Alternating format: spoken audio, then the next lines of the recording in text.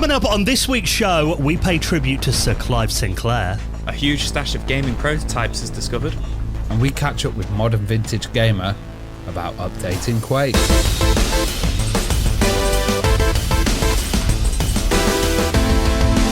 The Retro Hour podcast is brought to you each week with our amazing mates at Bitmap Books. Now, if you're a Super Nintendo fan, we're going to tell you more about this incredible book, the SNES and Super Famicom Visual Compendium, weighing in at over 500 pages and celebrating the best games on Nintendo's 16-bit wonder. You can check out that and their full range of retro gaming books at bitmapbooks.co.uk. Hello and welcome to the Retro Hour podcast, episode number 294, your weekly dose of retro gaming and technology news with me, Dan Wood. Me, Ravi Abbott. And me, Joe Fox. And welcome to this week's show, of course, a podcast that gets all nostalgic, takes you back to the golden age of video games and technology, and we bring you a very special guest on each week's show, which we'll be getting into more on that in just a moment. But actually, it is kind of bittersweet because this has been the week, particularly here in the UK, when retro gaming and computing has really been in the limelight. I mean, I work at a radio station during the day. We're running out on our news there. I saw this on the BBC, on Sky. It's been on the newspapers, magazines, all over the place. That, of course, last Thursday, we sadly lost a true pioneer of British computing in particular, and that was Sir Clive Sinclair, who passed away last Thursday at the age of 81. Yeah, he really was a pioneer. Like, all of the stuff he did was really, really ahead of time, even sometimes too ahead of time, like especially looking at stuff like the C5. But to me, like, Clive Sinclair really represented the 80s, and he was kind of lauded as like the, 80, he was knighted, and he was lauded as the kind of 80s industrial Britain. And, he's just such an iconic guy here. Maybe not throughout the world, but you can see his kind of influence still in computing. I saw some really nice tweets from many friends of ours, who've had on the show before. Dominic Diamond did a really good one. He said, the entire British gaming industry today stands on the shoulders of giants. And without Sinclair, it wouldn't be anything like it is today. The amount of kids who got Spectrums, as their first computer, even though, you and I, Ravi, we're always Commodore boys mainly, and, Joe was a console guy, but it's undeniable that, it just enables so many people to not only get into video games, but also start making them as well, which is one thing I've noticed. I mean, a lot of the articles, there is a really nice write-up on The Guardian that I'll link up in our show notes, kind of a retrospective of what he meant to the author of this article. But a lot of the things I read are just talking about, Jet Set Willy and that kind of thing. But I think it's important to remember that also he enabled programming. Because when you got a Spectrum, for example, like many machines at the time, you plugged it in and it dropped you straight into BASIC. And it really encouraged kids to actually try out making their own software, and mainly games. But, without that, the industry wouldn't be anything like it is today. Yeah, and he wasn't the biggest fan of games as well, was he? But, it did birth a whole generation of, like, game creators and designers, and some amazing stuff came out of that. And also, in the future, we've had so many guests that have talked about their history with the Spectrum and how it was, their first machine, and really got them into computing. I was literally just going to say what Ravi just said. He's completely hit the nail on the head there. Pretty much every other guest, we have on where I'm involved in the interview, they say they started on the Spectrum, and if it wasn't for that, they wouldn't be doing what they're doing today, which, just goes to show how much of an influence he was on so many people. Because when you talk about the early days of computing, often, we hear about like the Altair in America and the Commodore PET and that kind of thing. But here, you could get a ZX81 that you could walk into Boots or WH Smith or buy it from a catalogue, and it cost £70.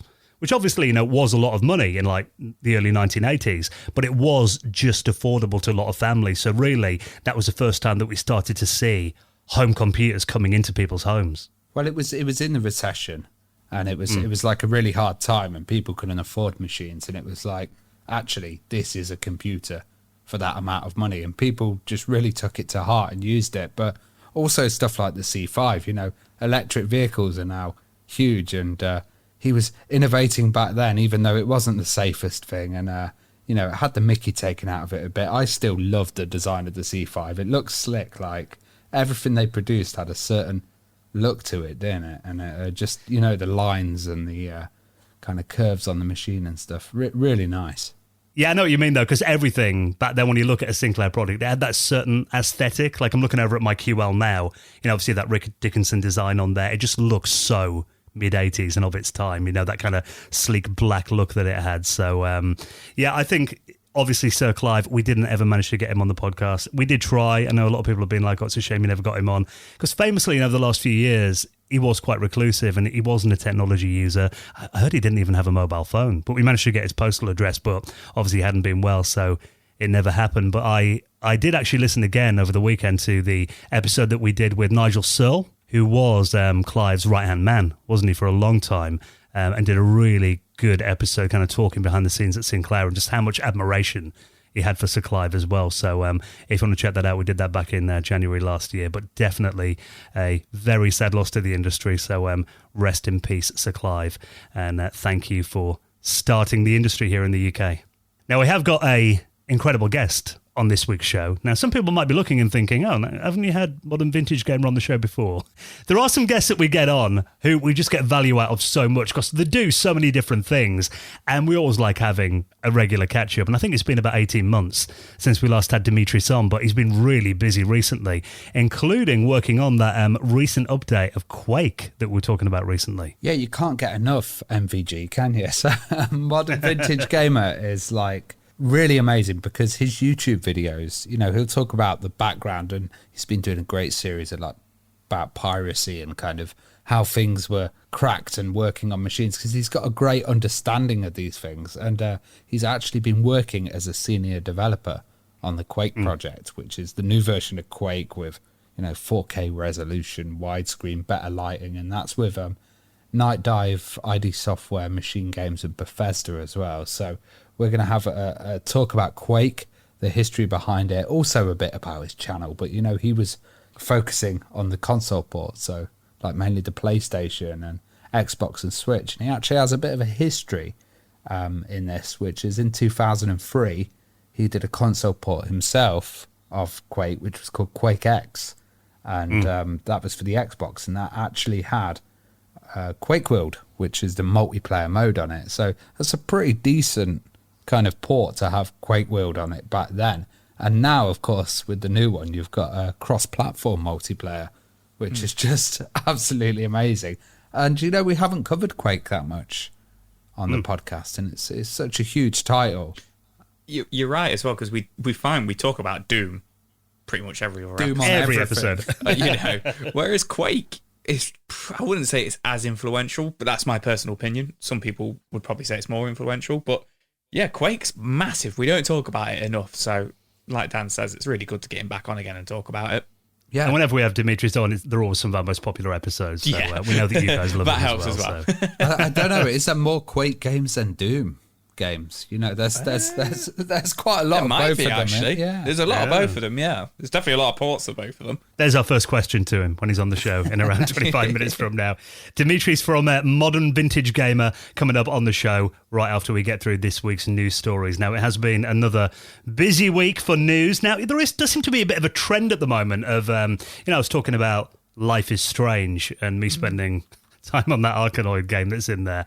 And there's a bit of a trend about putting retro games into modern games at the moment, but this one just takes it to the next level. Now, this is the latest game in the Yakuza franchise, Lost Judgment, that actually should be out today at the time this episode gets released on Friday, September 24th. And there is around, 20 retro games from Sega that appear in here? Yeah, so this made me laugh when I saw this because I thought, another game for Dan to play on his PS5 to play retro games on. So, yeah, this is Lost Judgment, which is the sequel to Judgment, which was a spin-off of the Yakuza games. I feel like I'm not too familiar with the Yakuza games, but I really want to play this one because of the Sega Because of the old games because of the old included. games in it.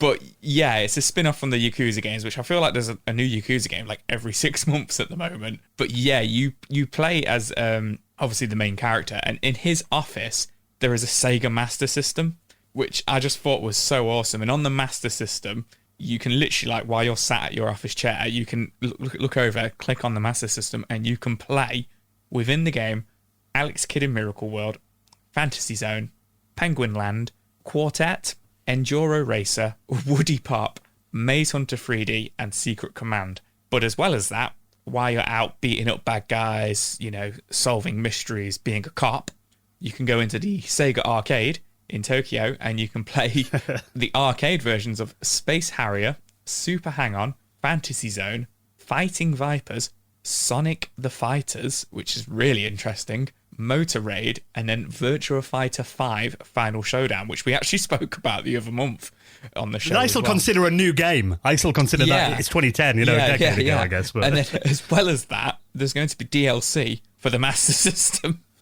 where you can play Sagara, Fantasy Zone 2, Alien Syndrome, and Global Defense. So there's quite a lot of retro games in there to play.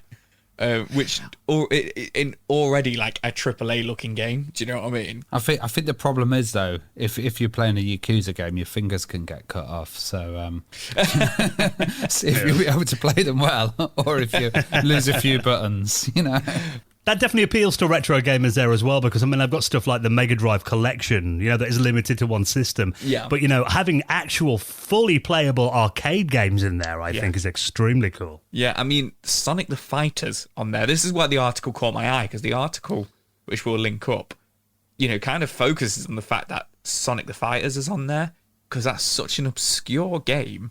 Which was that an arcade game? It was an arcade game, yeah. It was an arcade game. I've never seen it. And we never got a home. I don't think we ever got. I could be wrong, but I don't think we ever got like a Sega Saturn version of it. I could be wrong on there, or I think we might have done in Japan. But it's a I'm looking here. Yeah, apparently it was cancelled on the Saturn, but then they put it out on the Sonic Gems collection on the GameCube and PS2. Yeah, so it's not a common one that pops up a lot. And you mentioned there like the Mega Drive collections and stuff. We've got a really different lineup of games here compared to those the Mega Drive collections and Master System collections that you usually get. Like we've got some very, very different games on here. I mean, you've got Space Harrier and Super Hang-On, Fantasy Zone, but Sonic the Fighters, Virtual Fighter, Penguin Land, Maze Hunter. I just feel like they're ones that don't pop up very often, so tempted to buy this because the game itself does look really fun. But this has existed for a long time, like Duke Nukem 3D. You could go in and play one of the arcades. Yeah, this isn't a new thing. Like Dan says, we spoke about this a lot. There was a Call of Duty, about a year or two ago, where you could collect Activision cartridges and play them in your arcade in your home base and stuff like that. So it's like you say, Duke Nukem did it. So Time Splitters 2 did it as well. It's definitely not a new thing, but it just seems to be like these things are getting more and more ambitious and bigger and bigger. Do you know what I mean? I wonder if it actually counts as like a ROM. As having a licensed copy or something. So, if you download a ROM and they try and sue you, and you can go, but I've got Yakuza and it's got Fantasy Zone. Yeah. Oh, that one doesn't count. I paid 65 quid just to play Alex Kidd in Miracle World. Yeah, pretty much. That's what Dan's going to end up doing, let's be honest. Yep. So, yeah, very cool. And long may this trend continue of putting in old school arcade games into modern games and, really pushing the power of my PlayStation 5. Now, if you want to go a bit more old school, this is really cool. And actually, I guess Modern Vintage Gamer, I just did a video on this, so we'll have to ask him about it in the interview. But nearly 500 Xbox and Dreamcast prototypes and unreleased games have been found. We've covered this before, so this was a Project Deluge, but the problem about Project Deluge was it was so big that they have to go through different titles. So initially they focused on ports of the PlayStation, and now they're going into Dreamcast and Xbox, and 349 Xboxes and 135 Dreamcast prototypes have also been released, and some of these were unreleased versions, and some of them were like alpha versions and different builds. Yeah, like you say, this is the third dump they've done, so they did the Nintendo one as well. Hidden Palace did. Now, what caught my eye was the 135 Dreamcast prototypes.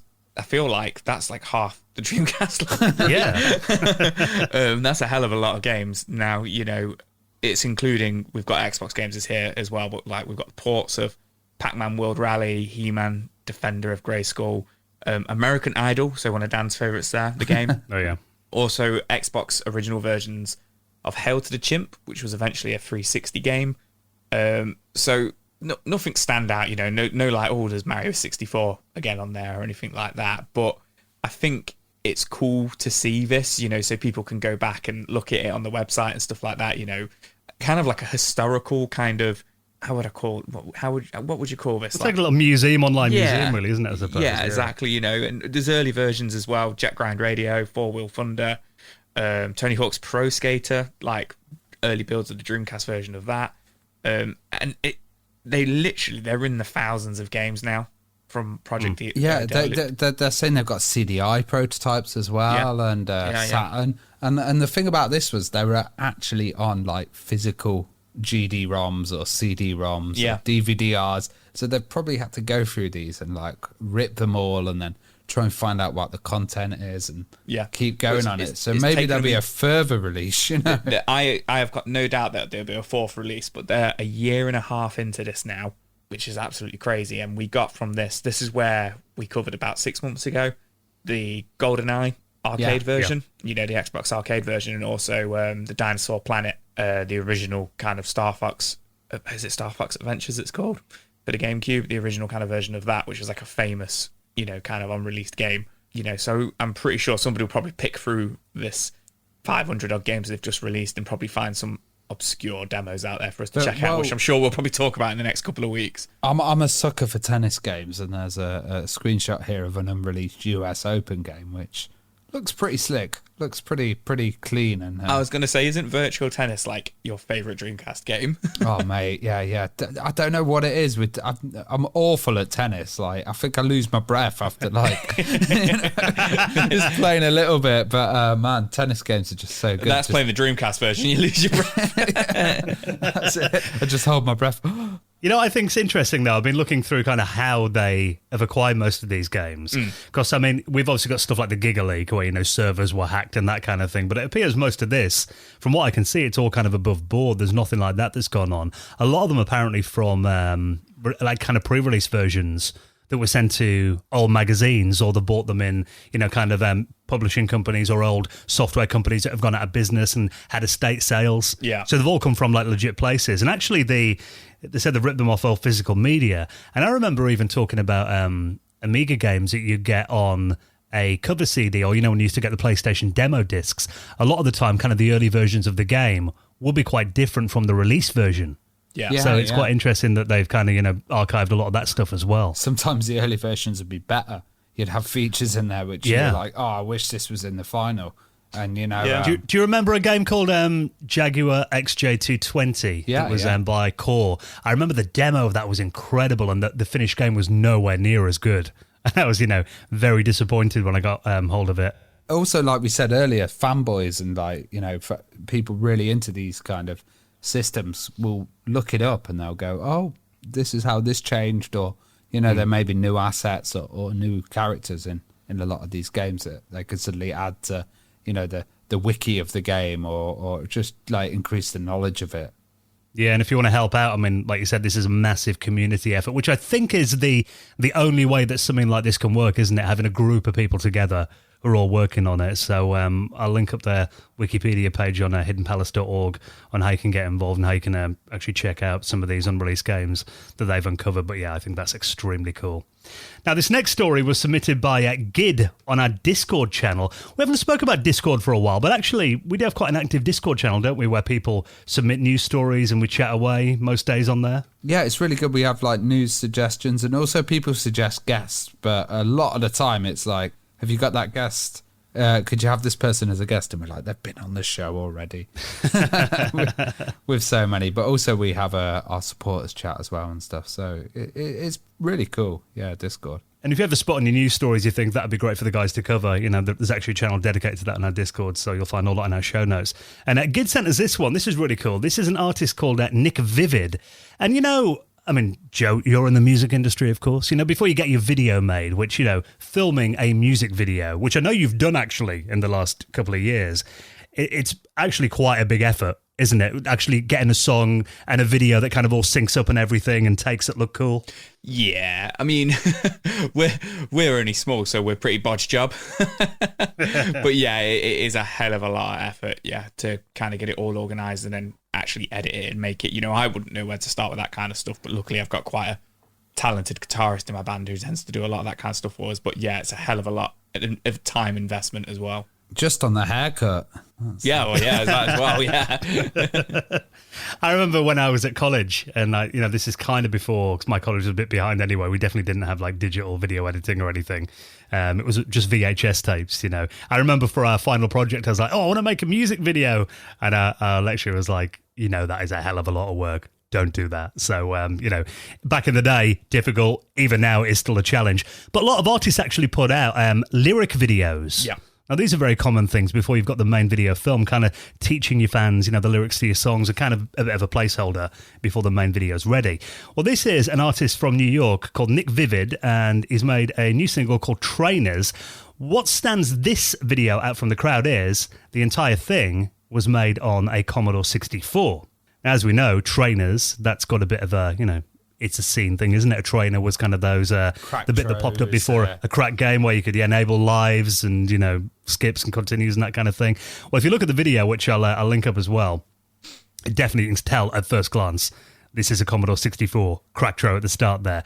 You got that kind of, the Commodore 64 effect there, the fonts and everything. Then it kind of goes into it. And the video, they've got the lyrics along the bottom like a scrolly kind of text demo, and it looks like a Commodore 64 game. It looks like Leisure Suit Larry. Yeah, it doesn't it, actually? It's got that kind of vibe. But this is an impressive little kind of piece of work, and he said he coded it himself, which is pretty cool to have, multi-talented people like that. But you can also tell it's American because it says 25 cents to pay at the very beginning. Yeah, because he's saying when he was a kid, again, like a lot of us who, had computers, not consoles, and actually, managed to get acquire games from friends, shall we say.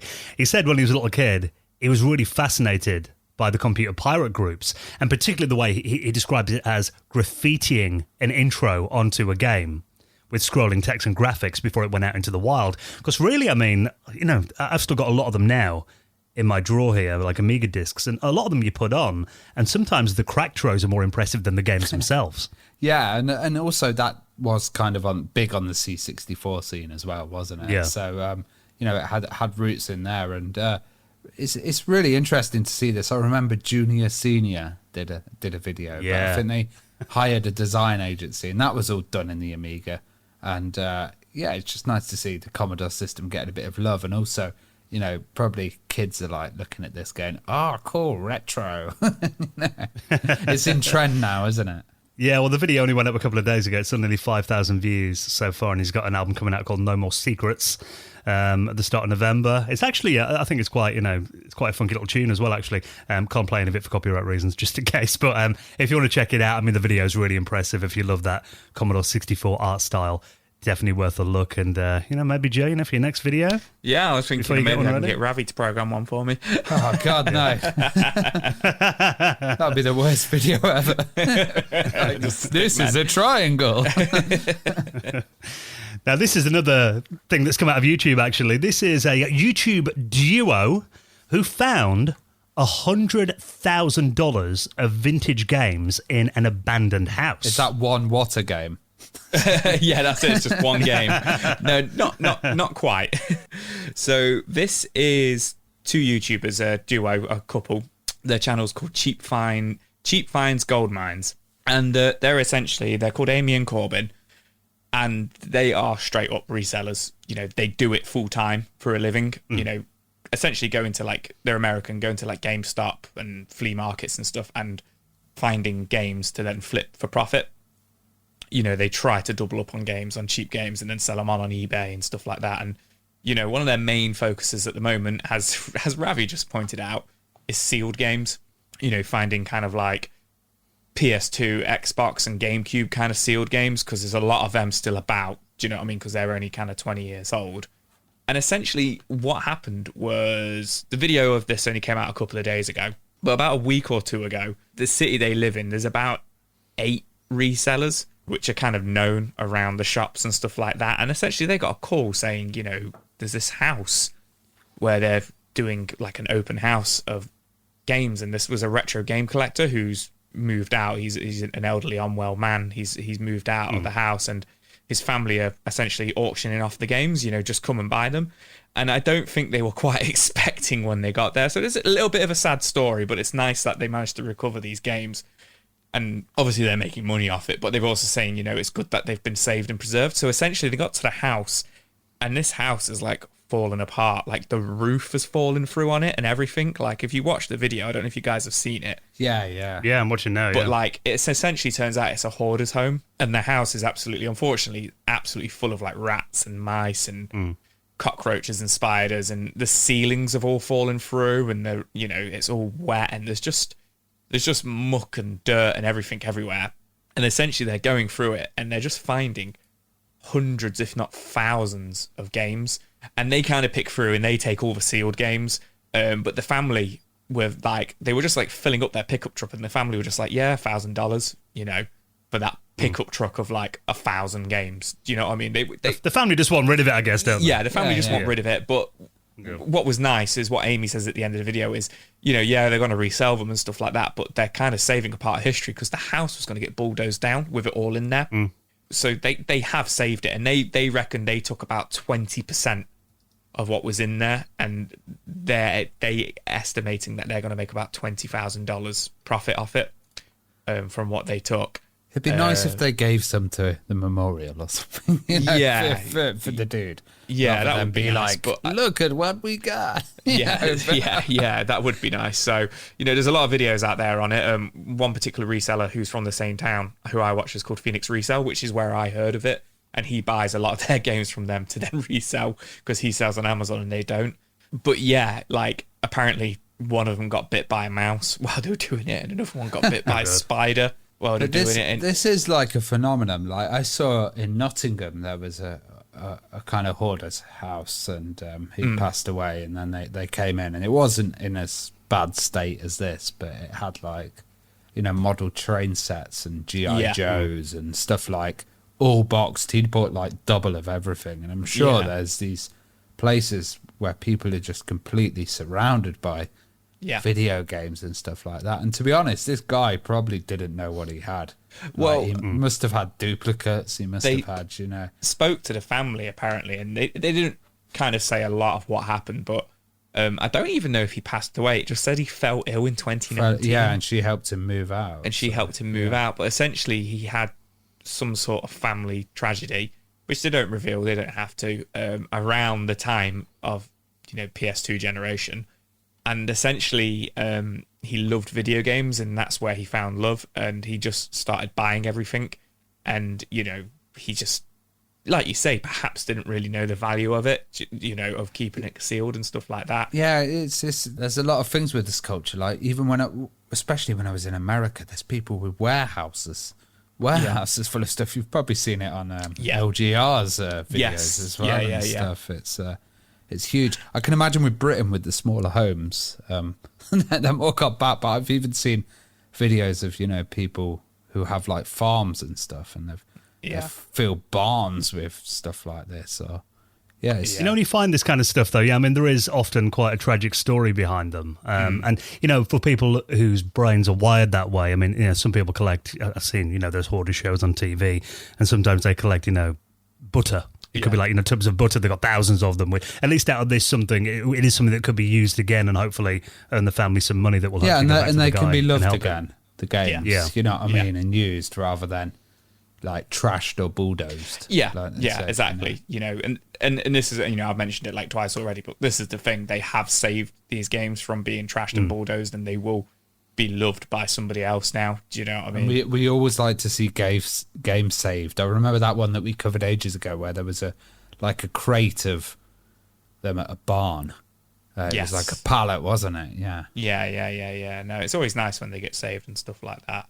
But if you want to check the video out, there's a pretty long video on their channel all about it, where they kind of explain it better than we do.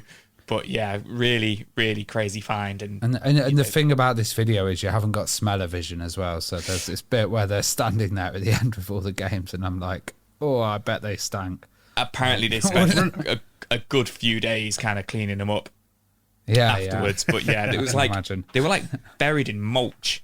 Do you know what I mean? Like, it's just, the smell of it, I bet it smelled pretty damp and rotten. Whenever I get anything, off eBay or Amazon or whatever, if it's secondhand, I always run wet wipes over everything before I used to smoke even. And like, you know, now I receive someone when somebody's been smoking or something, and I open it and I'm like, oh God, I've got to air out the house, you know. Yeah, because I got that Atari 2600 I was talking about recently that my mother-in-law found for me on Facebook Marketplace, and I must have used an entire pack of wet wipes on that, and dirt was still coming off it. Looks pretty nice now, but yeah, anything you get secondhand, I think it is generally a good idea to tidy it up so you don't know where it's come from. Especially if you're buying from CEX, some of the stuff isn't wiped fully.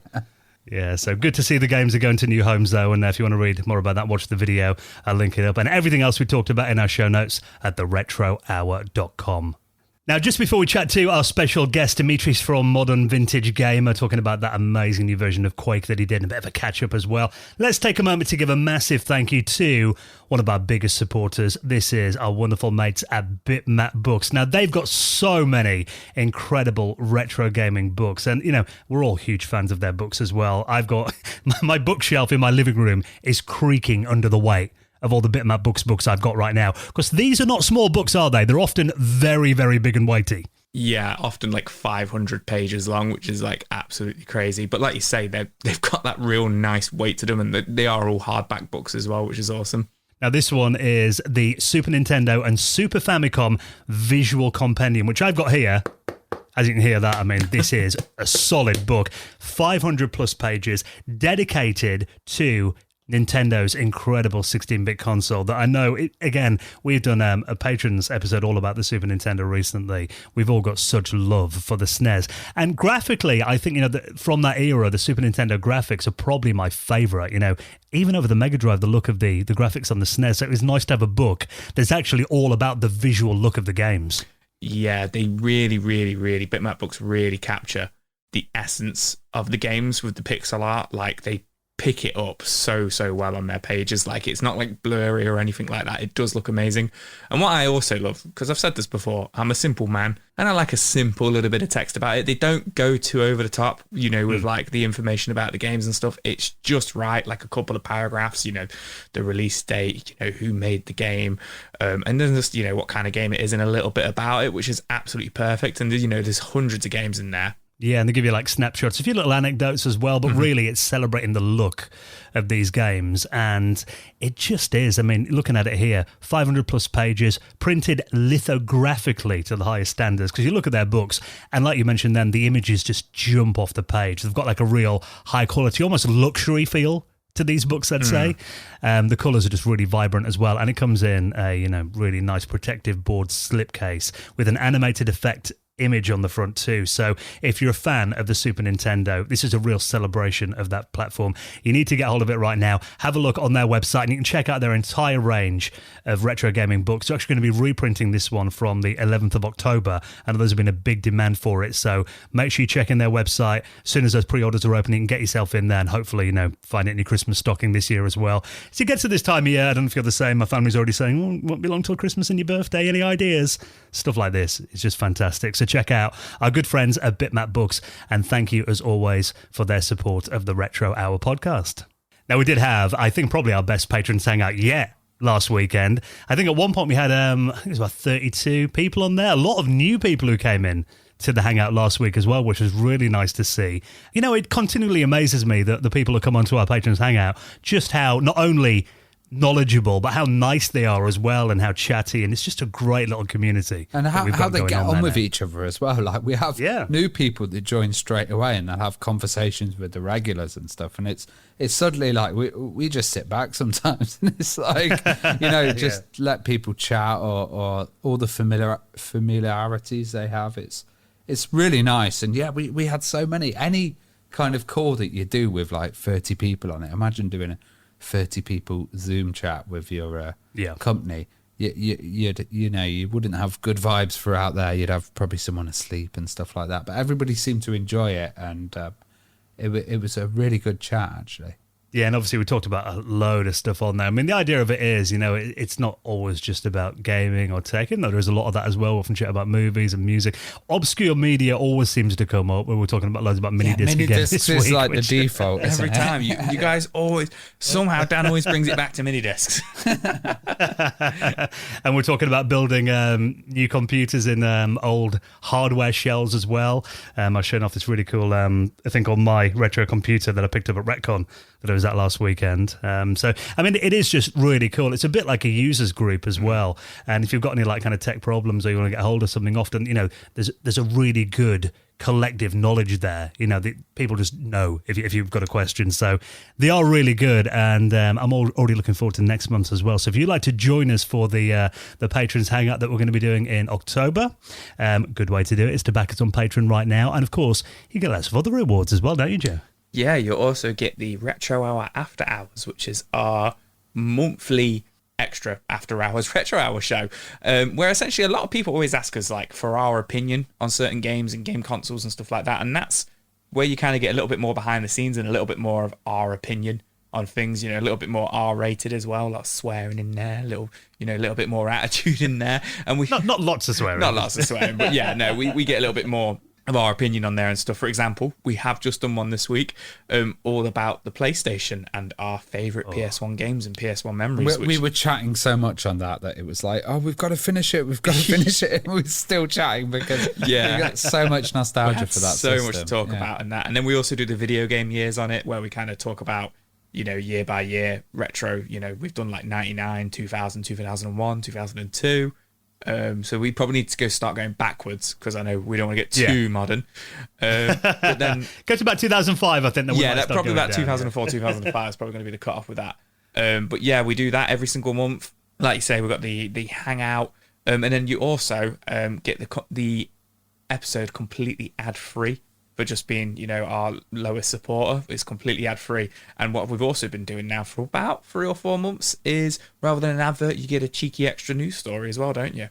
And you get the show early most weeks. Yeah, most weeks you do get the show early. Usually about 2 days early.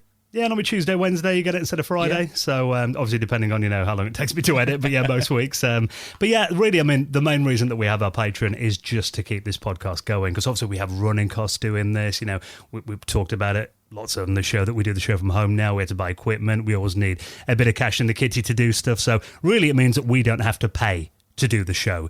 With you guys' help, we can keep bringing out new episodes every Friday. It just lets us concentrate on the stuff we like doing, telling you the news and getting these guests on as well. So thank you so much to everyone who supported the podcast over the last month. And let's give a mention to a bunch of our newest patrons. A big thank you to Christian Lees, Joe Presto, the Silver Forkshawk, Lee Bags, and Richard Pickles, who all backed us on Patreon. We massively appreciate that. And if you'd like to do the same, you'll find it linked up on the front page of our website at theretrohour.com.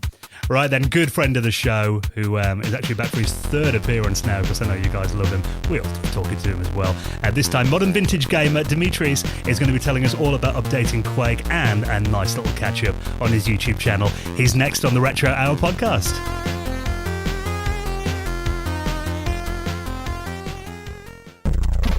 You're listening to the Retro Hour podcast, and it is time for the main event then, when we get a special guest on. And actually, our guest this week is no stranger to this podcast. I think you've actually got the accolade of being the most frequent guest on this show now, Dimitris, having been on 3 times, because you're that incredible and you're that popular. We've got Dimitris from Modern Vintage Gamer. Hey mate, how you doing? What's going on, gents? It's great to be back. 3rd time. Wow, that's a great honor, and hopefully it'll continue. I'll have the pleasure and the privilege of being the most recurring guest on the show. So, and feel free to bring me back anytime, because I love talking to you guys. So thanks for having me on. Oh, it's really appreciated. And I mean, you just do so much stuff as well, not only your incredible YouTube channel, but games that you've worked on as well, that obviously we're going to go into today. Mm-hmm. But I thought it might be just nice to have a quick catch up. I mean, it's been 18 months since you were last on the show, and obviously we know how much the world has changed for us all in that time. I mean, how's the YouTube channel going then, and how have you kind of been over the last 18 months? Really busy. I mean, for me, when the world is on fire, so to speak, the only thing I really know what to do is just put my head down and just keep working and try not to worry about the things I have no control over, So for me, I've been very busy with the channel, and YouTube is going well. I mean, I will say that the growth this year in 2021 has slowed down a little bit.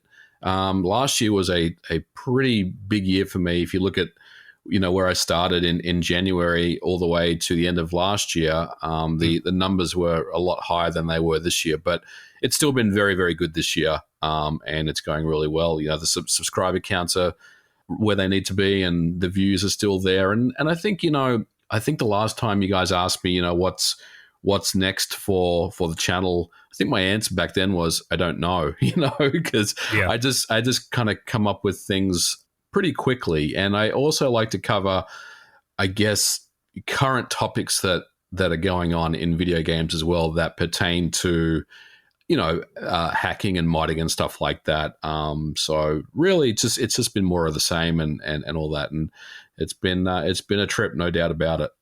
Well, if our listeners haven't checked out your channel, you've been doing some great stuff about unhackable devices and also stuff about like emulators and how the emulation scene's changing. You've just done one recently about PS4 emulation. And one that I found fascinating was about the reverse engineering of GTA 3 and this kind of landmark court case which is happening, because we know that usually emulators have like the assets of games in them and stuff, and this was a case where they'd reversed engineered it and didn't actually use the assets of the game. Yeah, this one is an interesting one, and it's one that I always want a signal boost when we see things like this happen, because Take-Two seem like they're a bit of a bully that go around and try to take these reverse engineering and modding sites down. And this is certainly not the first time that they've done this. I think it's probably the first time they're suing someone, but they tend to throw their weight around and try to take down these modding sites and stuff. And it's not just GTA 3. I've seen it happen with GTA 4 and GTA 5 with some of the modding communities out there. But the reverse engineering one specifically is interesting because, I mean, at the end of the day, they're suing their own fans. These people really love Grand Theft Auto, and what they're trying to do is A, bring it to a newer audience, and B, adding quality of life features that really can enhance the game. And I think the fact that they are going after these people, legally is really, really sad. And look, I am very, very nervous about how this one's going to go. I think Take-Two have all the money in the world, and they can pretty much just, again, throw their muscle around and really just shut this whole thing down. But I guess my biggest concern about all this, Ravi, is, the precedent that may get set here, because we're going back to the court case of, Accolade and Sega, all those years ago, where, reverse engineering kind of came away as the winner of that. And it was okay to reverse engineer stuff as long as you did it the right way. Like you said, don't have any assets and stuff included and whatnot. But I'm just a little nervous that may change after this court case. Hopefully it does not. But we'll see how it goes. Is it like a easier process nowadays, reverse engineering, compared to like emulation and just having a kind of pre-built system that you're running something in? It is. There are really, really good tools out there to reverse engineer. I think back in the old days, decompilers and things that would take, binary files and generate, C code, for example, were a lot more primitive and archaic and maybe didn't work as well. I'm sure there was some cool tools that you could use, but these days you can use open source free tools that will deconstruct binary files for you and generate, I don't want to say perfect C code, but they're really, really sophisticated. And a lot of people now are getting more into reverse engineering because the barrier of entry is so much easier. So there's definitely a push for much better tools. And the tools, like I said, right now are really, really good to use. Well, one of my favorite series that you do is the Mistakes Were Made videos, where you kind of explore, how flaws were exploited and how DRM was defeated and kind of how companies' anti-piracy efforts have been overcome. Often, you're talking about preserving them, for like future generations and that kind of thing as well, which we have obviously spoke about before and we think is important. I mean, a hell of a lot of research must go into these videos. And what are kind of some of the highlights that you've discovered in making that series? Really, it's just about like researching and making these discoveries, and sometimes learning things that even I wasn't aware of, And I think, if I look at that series, there's always something that surprises me with each episode that I've made. And usually what I'll do is I tend to dig pretty deep. So I'm usually on like Web Archive, and I'm pulling up articles from like 2003 and even earlier than that, depending on what I'm, what the video is. But, there's always something interesting that comes up that I wasn't really that aware of at the time. I know like at a high level what the script will be and how I'm going to present it to my audience, but I usually find some really interesting stuff. Like, I mean, the one that I always think about is the Nintendo Wii. So the video that I made about the Wii being hacked with a pair of tweezers, that wasn't actually anything that I was familiar with until I started researching everything, and I was like, this is absolutely amazing. This is fascinating. So things like that you kind of read about just really are interesting. And the last one that I did was the Wii Mini, which was another interesting video that I made because I knew that the Wii Mini was ultimately defeated with Bluetooth. I'd read about it last year. But what I didn't know was you could actually get Game Boy games running on that system, because I felt like, GameCube games, not Game Boy games. I didn't think you could run GameCube games on the Wii Mini, and as it turns out, you can. So there's always something that surprises me when I dig into those series, and I think that's one of the reasons why people really like them. And especially stuff like the Tony Hawk's soft mod that's actually just been recently discovered, and stuff for the PS1. It's like there's still secrets of these consoles being found.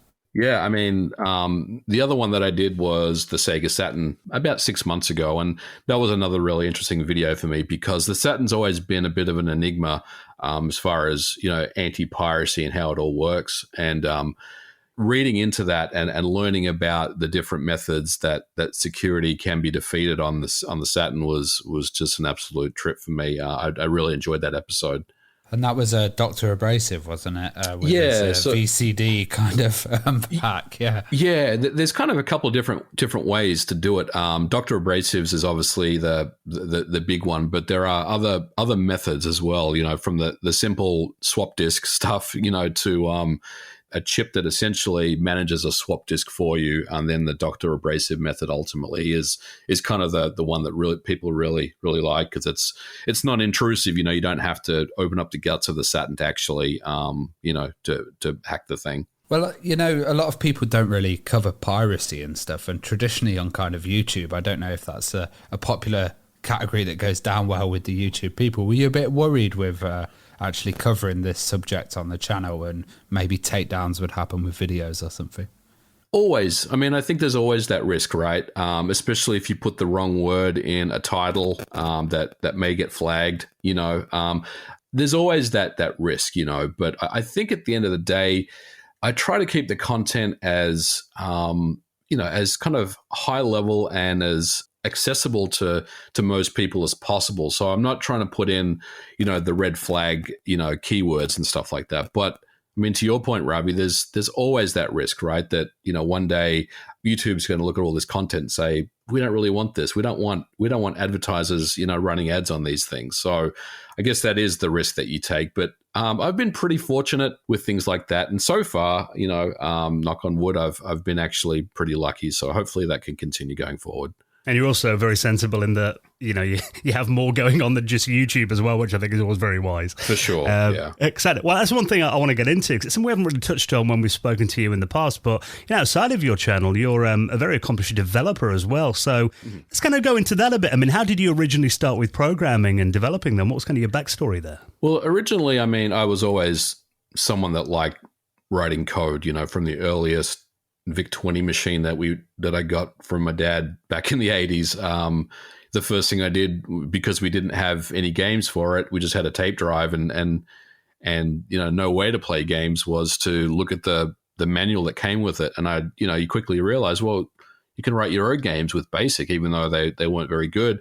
So really, that's how it all started, and I guess, long story short, I got a real interest in writing code, from a very young age, and went to college and did a computer science degree and landed jobs writing computer programs. It wasn't in video games, but it was always C++ type jobs, and then moved on to, .NET jobs and things like that later, web development. But I was always interested in game making and how games worked. I was obviously someone that was a big fan of the Amiga as well, and just the demo scene stuff was really fascinating to me, and how effects would work, and even the simple sine wave scrollers to the real kind of advanced stuff, or at least the stuff that looks advanced, was always something interesting to me. And the way that I ended up ultimately landing a job professionally in the games industry was YouTube. So I made a video probably, I want to say about 3 years ago now, where when the Switch got hacked, I ported Diablo to the Switch, and it got a lot of attention. It got run in some of the big media outlets like Kotaku and IGN and stuff like that, and that ultimately is what got me noticed. I got a DM from someone at Limited Run Games and said, "Hey, would you be interested in working with us? We would love to have you on the team. You obviously seem very competent. We love your channel and all that stuff. And would you be interested in writing, an emulation engine for some games that we're working on to bring out?" And for me, that was something that was almost a dream come true when you finally get that knock on the door, into the games industry, because it was not anything that I ever knew how to pursue. I was a competent developer, but as far as video games, I had no contacts and I had no one really that was in that industry. So if I wanted to try to get into the games industry, it was really just a matter of sending resumes out, and usually that doesn't really go anywhere, especially if you have no prior experience writing games. So I jumped at the opportunity. Yeah, it's kind of just gone from there. So I worked at Limited Run as a contractor, and I'm still there now, helping them out with up and coming projects. But while I was working at LRG, I also got asked from the CEO at Night Dive Studios if I'd be interested in helping them with some porting projects that they had going on. So once again, I thought, well, why not? This sounds really awesome. So that's kind of how it all started. It was probably not the traditional approach, going to school and getting junior jobs, I guess. But it worked out in the end. Well, your first port, like a commercial port, was Shantae for the Switch, and that's a wicked title. That's a real good, fun, beautiful kind of title. What did it feel like to actually do a pro release? That's a great question. Because I worked in homebrew for such a long time, a lot of it didn't feel that different. Like even the tools that you get, right? I mean, obviously you get to use an official development kit and hardware. But I will say that the homebrew tools that are out for the Switch are pretty advanced. And I guess for me, it wasn't a difficult transition, because I'd already used the Switch previously. So when I actually got to start using it in an official capacity, it was almost like just getting back on a bike, and because I kind of knew a lot of the stuff anyway. But as far as the feeling, it's fantastic. I mean, you're in a situation now where you're making games, but you're not doing it as a hobbyist. You're doing it and you're getting paid for it. And I think you want to make sure that you really deliver a quality product at the end of the day as well, because there are a lot of fans of Shantae out there that absolutely love that series, and that was something to me that I was picking up when I was making this game along the way. Just the fan base of that series is huge, and they love the series. So I did want to make sure that we did the best possible work that we could, and I think ultimately the product is a reflection of that. I was very, very proud of it. Well, obviously the original game was a Game Boy Color title. What was kind of the challenges of updating that to the Switch? I think ultimately, we wanted to make sure that we brought some quality of life enhancements to a new audience because, it's a Game Boy Color game and it's always going to be a little stiff, compared to, I guess, a newer iteration. So, we added things like save states in the game so you could always go back and reload and things like that. We tightened up the controls as well a little bit. We also really focused on the input lag and made sure that we got it as low as possible. Now, at the end of the day, it's still running emulation, Ravi. So there's going to be a couple of frames of input lag, but there was also a release of Shantae for the Nintendo 3DS, probably about 7 or 8 years ago now. And we wanted to make sure that our iteration of that was better. So we did a lot of comparison testing with that version. And, we managed to get the input delay, better than that version by a couple of frames. So we just really focused on getting the best possible experience we could. But we also realized, this is a Game Boy Color game, so we couldn't easily do things like adding widescreen support, for example. So there are still limitations of this version, but I think ultimately, we provided the best version that we possibly could. And there was a version for the Wii U as well. Why did you guys decide to go with the Game Boy Color version instead of just porting that Wii U one across? Not really sure. I think it was just, this is what Way Forward wants, and this is what we're doing. So the business side or the decision-making process of the projects was kind of already signed, before I got there. So that's probably a couple of levels higher than my pay grade, Ravi. Well, are you like an official Switch dev now? Can you do other Switch projects as well and stuff? Yeah, I am. So there's been a couple of other games that I've already shipped for the Switch. The first one is Strife that we released for Night Dive Studios. Now, you guys may remember Strife as the id Tech 1 game that ran on the Doom engine. That came out, FPS it was, one. Yeah. It's the FPS with the RPG elements in it and the narrative storyline and everything. So Strife was my first project at Night Dive. And so that actually released digitally last year for the Switch, and it's actually, I think Limited Run is got a physical for it right now. There are other Switch projects that I've already worked on, and I'm currently working on at the moment. So official Switch developer. I do love the Switch, and I've got a PlayStation 5, I've got an Xbox, but really, if I'm playing modern games, the Switch is my go-to system, because I think it just suits those pick up and play, and like the retro titles feel so at home in it as well. I mean, is that kind of the system that you're really focused on, or do you ever maybe think about doing some ports back to older systems again, and maybe releasing some titles on classic consoles or computers? Is that anything in the pipeline?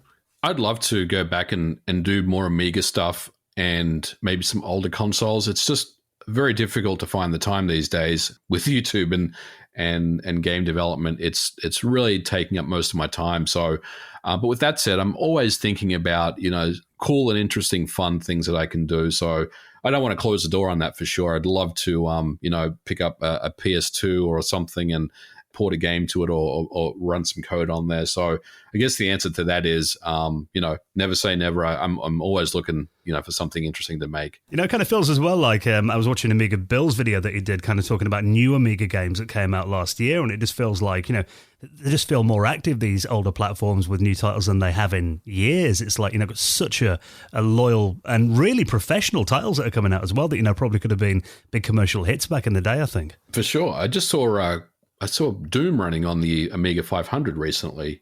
I mean, stuff like that. Things have really progressed.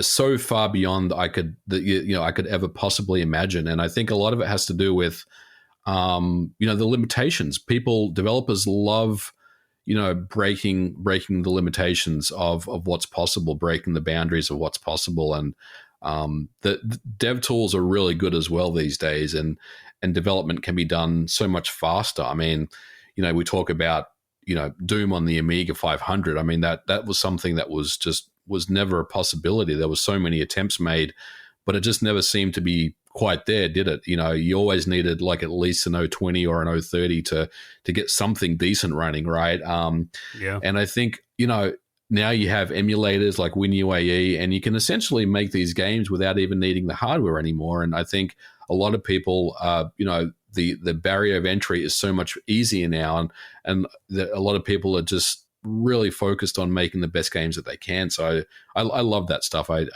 love seeing it, and I just I always get really amazed and surprised when I see things like Doom on the Amiga running, for sure. Well, when you're doing like professional ports, is there a kind of a difference to doing homebrew ports? And you're going to have more eyes on it and stuff. And did your code have to be a lot like cleaner? And do you have to hit certain targets and like standards? Yep, absolutely. So there's always going to be stakeholders involved, right?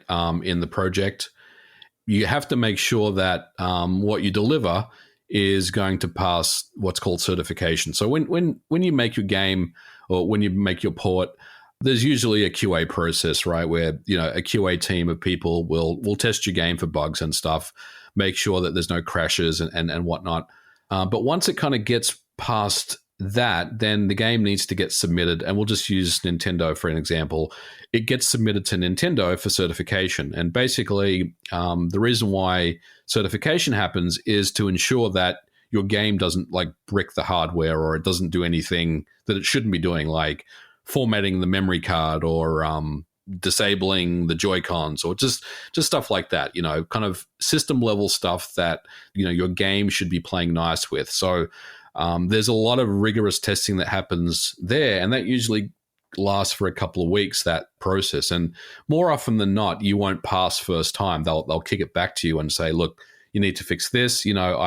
When I docked the Switch, the game crashed, or when I undocked the Switch, the game crashed, stuff like that. These kind of edge cases that you don't necessarily think about as a developer, but Nintendo is testing to make sure that, again, your game isn't breaking the hardware or it's hard freezing it or anything like that. So there is a lot of stakeholders that are involved, in the whole thing, and it's not as easy as just making your homebrew port and then uploading it to to GitHub, and saying this is version 1, right? Because it's mostly been you that has worked on that and no one else. Maybe there's some other people, that have helped you out. But ultimately, everyone that's involved is trying to deliver a quality product that will, be a great experience for the fans. So I think, that's probably the main difference. And you're not kind of waiting for a couple of comments on a forum and then just do a little bug update, That's right. But I mean, Twitter is Twitter, and I still get comments from people. Good, mostly, I'll say 99%. A lot of people are really, really happy. But you get that occasional person that's like, why did you do this? And why does this happen? And all that sort of stuff. But that's everywhere. It's not really, just in video games. You always get one or two. Absolutely. Well, I mean, of course, we're going to talk about your latest project, this incredible update of Quake that we've been talking about on the podcast. And, as soon as that dropped on Xbox Game Pass, I was there on day one, playing it and downloading it. I mean, let's talk a bit about FPS games first, because it will be quite interesting to kind of hear your kind of backstory there. Because I remember, first checking out Wolfenstein 3D. I actually started running in a shop, and my jaw dropped when I saw that game. And then I got a few for the Amiga, but then when Doom landed, and Quake in particular, I mean, that was such a landmark. I mean, what kind of FPS games were you into back in the day? And do you remember your earliest experiences with them? I think the same as you, Dan. For me, I was in college when I first saw Wolfenstein, and it was like on a 286, I want to say, or maybe a 386. And I was just completely blown away by what I had seen. I thought, this is like something that I know that the Amiga can't do, and I was automatically very, very envious of it at that point. So for me, it all started with Wolfenstein. And I love playing Wolfenstein, but you could tell it was quite limited in what it could do. But then when Doom came out a couple of years later, that was just absolutely crazy. I think it was in my final year of college when Doom came out, and played that game so much. I mean, we did the IPX networking stuff and everything in the computer labs and stuff. It was a good time. But I think for me, Quake was probably the biggest influence for me, because I was just in awe of the fact that how fast technology had advanced, where it wasn't, sprites, it wasn't sprite based anymore in a raycaster. It was fully 3D, that it had advanced so fast in making these 3D worlds, even though, you go back and they look primitive these days. Just the tech that was around id Tech, and Quake was amazing to me. So if you kind of follow that track of games, that's kind of where I really got into FPS. But of course, Duke Nukem 3D is another game that I have to mention, because that was one that really I spent many hours playing across different versions as well, because I loved the obviously the PC version, but I also played that some console versions as well, which weren't as good, but it was always a good time playing that game. But id Software and 3D Realms for me was really the big ones that got me really into the FPS genre. And then from there, I think it just kind of naturally progressed into, what we see today. Well, what upgrades did you have to do to get your PC to keep up with these kind of new developments? I remember at the time when I was in college, I had a 486, and I think it was like a DX66, and it ran Wolfenstein and Doom really well, but Quake, it ran at maybe like 5 frames per second. It wasn't very good. I ended up getting an upgrade to a Pentium, which ran Quake better, but it still wasn't great. I think, for me, I was trying to stay ahead of the curve, if you will, trying to keep these updates going. But as a poor college student at the time, there was no way that I could, So I was just reading these things in magazines and hearing about how, the fastest Pentium machines could run full screen Quake, at 30 frames per second, or actually probably wasn't that much. It was probably 20 frames per second. And I was just in absolute awe of that. But I think when things really started was probably a couple of years after that, was when I picked up a 3DFX Voodoo card. I think it was the original Voodoo 1. And I bought it specifically because GL Quake just got released. And I remember it really well. I specifically bought the card for GL Quake, and man, I was not disappointed. As soon as I put that thing in and ran GL Quake, you could immediately notice the difference as far as A, the way that the game looked, and B, more importantly, the frame rate. It was just silky smooth. And I think, that's kind of how it all started for me. That wasn't a cheap time to be a PC gamer. It was like massive jumps every couple of years, wasn't it? If you look at what PC games were like in 1990 compared to 1999, it's unrecognizable. Absolutely. By the end of the decade. Yeah, and I tried to keep up with computer upgrades, and I was focused. I think most of us would focus on the GPUs, So I went from like a Voodoo to a Voodoo 2, and then I went to a Voodoo 3. But then kind of it went to like a Voodoo 5, and I kind of lost interest. And I think NVIDIA at the time was really pushing their GPUs. They had like I can't remember the GTS series and stuff like that, the MX cards. So I jumped on board with NVIDIA because they were also very, very powerful, but they were cheaper as well. And you could see there was a shift, coming with GPU technology and graphics and everything.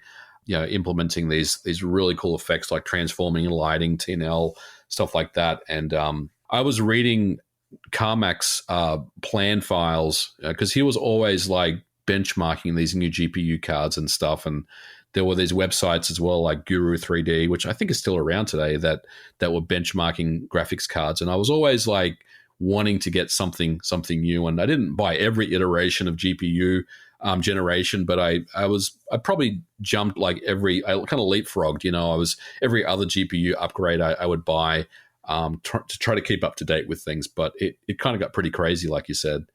Well, obviously, you know how Quake works, having worked on this new version of it. Kind of looking under the hood of Quake, how much of the code base of Doom was in there? Was there anything in there, and are they similar in any way, the way they work? Not really. A lot of it was a complete departure from Doom. There's a couple of things that they kind of brought along. There was like a memory management system that was built that kind of had its original roots from Doom, but really they almost threw the rule book out, with Doom and started over. If you look at the two code bases, they're both open source. You can download and take a look, but there's really not that much between the two that is quite common. It's something that I don't want to say they started from scratch when Carmack started writing Quake, but I think they really just rethought how these games should be made, and I think Quake ultimately ended up being quite different. Well, you ended up doing a port of Quake for the original Xbox, Quake X. Yep. And what was the story there, and kind of why wasn't there a decent port for the Xbox? I don't really know why there wasn't a decent port for the Xbox. I kind of feel like there should have been, especially in 2001 when the Xbox, or the OG Xbox, came out. Now, I think there was, there wasn't a Quake 2 either. That was later with the 360. That was a hidden unlockable with Quake 4, I believe. So, yeah, I don't know why there wasn't an official port. Maybe it had to do with the fact that when Carmack had released the source to Quake 1, maybe it was considered, publishers shouldn't really mess with this because it's kind of open source. It's for the community, So maybe there was some thought that, well, we shouldn't actually make a console version of this, because you can just download the source and build it yourself type of thing. And so, yeah, to answer that part, I'm not really too sure. But Quake X was my kind of curiosity. I knew the code was out there, and I wanted to see what it would be like running on the OG Xbox. It ended up coming out really well, and there were a couple of other people that kind of jumped on board that project and helped out. We got like Quake World running on it, so we could get really good networking on that game, and we made sure that mods could be loaded and stuff like that. So it just ended up being another kind of project for me, but it was also one that was quite memorable, especially now, thinking about it all those years ago. With the official version that was just released. So obviously the original Xbox had quite a lot in common with the PC platform. Do you think it was a more logical system, and it was easier to kind of run it on there than something like a PlayStation or a Dreamcast, for example? Yes and no. I think the original Xbox, because it is essentially a PC underneath the hood, it's got the same Celeron or Pentium 3 microprocessor that x86 PCs at the time did. In one regard, it was easier because you could just get code up and running pretty quickly.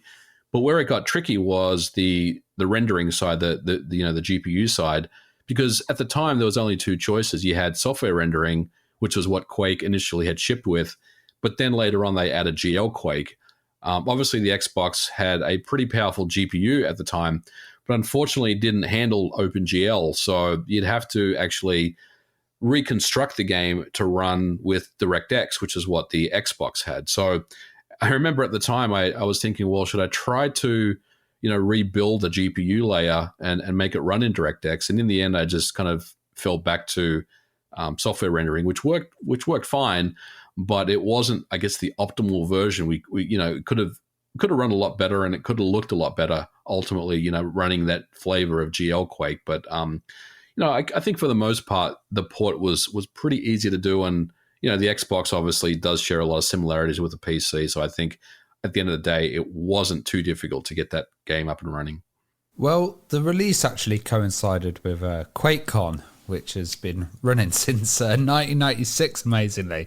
Have you ever actually been to QuakeCon? Or I haven't, unfortunately. And this year would have been the first time I would have been able to go as a developer. But, I mean, it was virtual this year. And I did watch the live streams because we obviously were going to shadow drop Quake at QuakeCon. So we knew that was all going to happen. But man, it would have been nice to actually been there in person this year. But you never know. There may be other opportunities that come up in the future. But I would definitely love to attend a Quake World. I think it would be something really special. I can't think of another kind of event that's gone on that long and had that kind of community around the FPS. Maybe there are others, but QuakeCon seems to be kind of the king. Yeah, definitely. I mean, I think. Yeah, like you mentioned, maybe BlizzCon is something that, well, I don't even think BlizzCon would compare as far as number of years, but yeah, QuakeCon is definitely, it's a great event. It's obviously a community-driven event, but there's also some really cool surprises that happen every single year. And, we're very, very lucky this year to be asked to, get Quake running on modern consoles and have it available for QuakeCon. I think it was a really hype announcement. Well, let's talk about that then. Obviously, this remastered version of Quake, developed by you and the Night Dive Studios crew, is out there now. It's on Windows, Switch, PlayStation 4 and 5, Xbox One, Xbox Series X and S. Mm-hmm. Available on all these platforms. What was kind of the story of this project then? How did it get started? So the way it got started, and I want to say that I wasn't actually with the company at the time, but I've heard the story multiple times from the higher ups at Night Dive. But if you recall, Night Dive did Doom 64 back in 2019, I believe. So they released Doom 64 for modern platforms. So they already had a working relationship with id Software and Bethesda. And I believe that the story goes at QuakeCon 2019, which was the last, I guess, physical Quake event before COVID, there was a dinner one night, and the question was asked, well, what's it going to take for us to make Quake for you guys? And I think essentially that's how it all started. They id Software and Bethesda loved the work that was done with Doom 64, and they knew that we could do a high quality Quake product. So the deal got signed, and I started working on the project almost when the project just got signed. So it was actually in development for just over a year, which sounds like a pretty long time just for a game. I don't want to say as small as Quake, because that would be a little unfair to say, but there's definitely a lot of moving parts when it came to this particular port. But it was pretty exciting to be able to work on that project for sure. Why kind of update the original rather than just like go through it all and make a HD remake and Unreal Engine style? And yeah, that's a good question. I mean, I think a lot of people wanted Quake, to come back, because if you recall, it only ever ended up on the Nintendo 64 many, many years ago, right? So there was no console version of Quake that had ever released after the N64 version, which was, I think it was in like 96 or something. So there was a lot of people that wanted Quake to come back. And I think the way that we do things at Night Dive Studios is it's really about bringing quality of life features to a modern, for a modern console experience, to our audience. So, we could have just as easily just ported Quake and shipped it, the way that you kind of remember it, right? But that's not the way that we want to do things. If you look at what we've done with like Turok and Turok 2, the current ports of those, and Doom 64, we want to add that HD flavor to it. We want to give it, we want to give it 60 frames per second. We want to add widescreen support. If you've got an ultra wide monitor on your PC, we want to support that. We want to support gyro controls. If you've got haptics or rumble, we want to include that. Post processing effects, shadowing and lighting, new things that weren't in the game. Update the models a little bit, but also we also want to be very careful that we don't, take away from what made the game so great. So we don't want to necessarily, engine swap the game, to Unreal Engine or Unity, because it never ran on those engines, right? We want to keep the source material the same. So the way that it plays and the way that you remember how it plays doesn't change. It just looks a lot nicer. And again, as mentioned, it takes advantage of, modern consoles. Well, a great feature of it is actually multiplayer and cross-play as well, being able to play on all the different systems all together against each other. Was that tough to implement, and did you guys get any work done, or did you just sit there and play the multiplayer game? It was there was a lot of work. In fact, I'll say that the multiplayer side probably accounted for 2/3 of the game development. It was very, very difficult at times, and there was a lot of stuff to do. So we always wanted to add multiplayer, and we always wanted to make it crossplay. And as it doesn't matter what version you're running on what system, you can connect to a server and play. Now, obviously, that's a little unfair, especially if you're up against PC players that are going to destroy you. But we didn't want to limit the ability to have crossplay.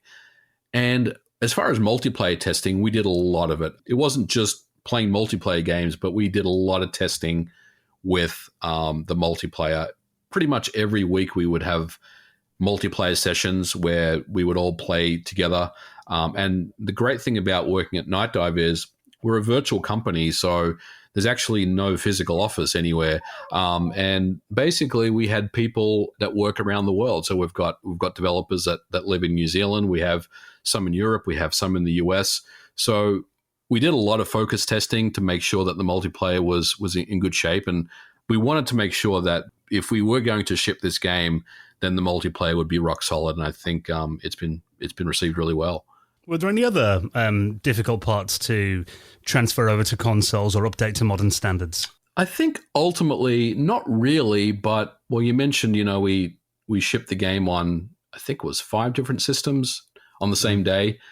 So it was really just about making sure that all the versions of the game for each platform ran well. We wanted to make sure that every version ran at 60. And initially, the Switch was something that, being the Switch, it's a lot less powerful than the PS4 and the PS5 and what have you. So there was more optimizations done to get the Switch version running at 60. We weren't gonna be satisfied with anything less, and so we did spend a bit of time on the Switch version, making sure that the experience there was good, and it turned out really well. But apart from that, really. There wasn't really anything else for me. I mean, Quake, the source code is out there and it's very well established. So again, we didn't deviate too far away from, the code that was there.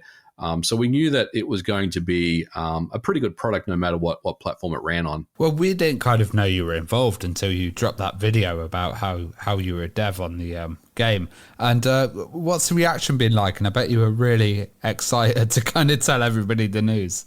It was a dream come true, Ravi. I mean, we mentioned earlier that I grew up playing Quake, when I was in my 20s.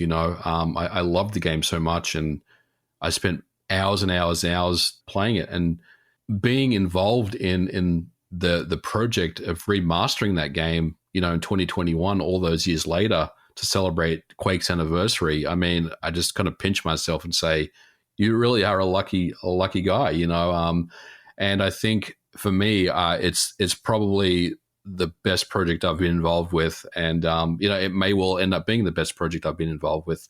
But I'm just very, very lucky and very happy that I got the opportunity, and the fans have responded well to it.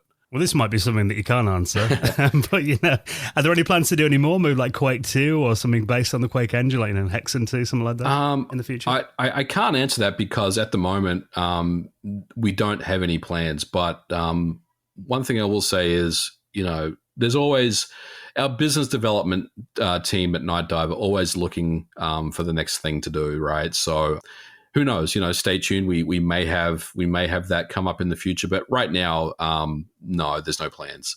Well, what you can answer is about your channel, and we were just wondering for our last question, what do you kind of have planned for the channel? Have you got any videos that you've been preparing? No, I have no idea. Like, like I said, earlier, like nothing has really changed. I tend to shoot from the hip quite a bit, and whatever feels good. That's not entirely true. I do have a somewhat of an Excel spreadsheet where I just kind of scribble down video ideas that I'm thinking about. But right now, I'm just having fun.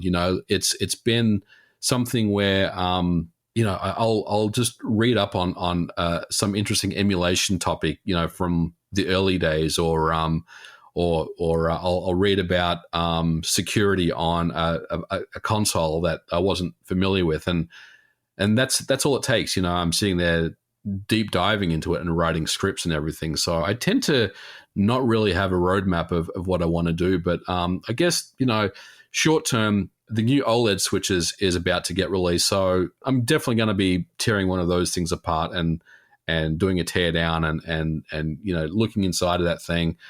That's definitely something I want to do, in the short term. But apart from that, I mean, who knows? Just keep watching, and and you'll keep being surprised, I guess. Well, keep up the amazing work on the channel. I'm really pleased everything's going so well for you, and amazing work with Quake 2. I've been loving the remaster, and I'm sure that anyone that hasn't played it already after listening to this will give it a purchase. So it's always fantastic to catch up with you, Demetrius, and I look forward to next time you're on, hopefully. Me too, gents. Thanks for having me on, and until next time.